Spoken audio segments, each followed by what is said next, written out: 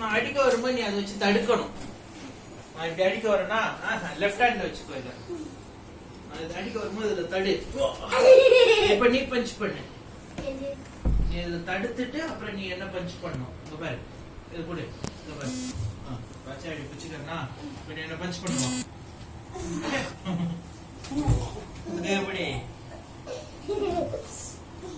நீங்க என்ன பஞ்ச் பண்ணுவாங்க?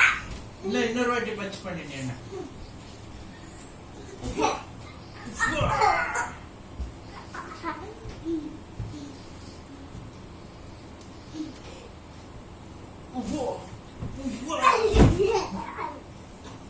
பண்ணி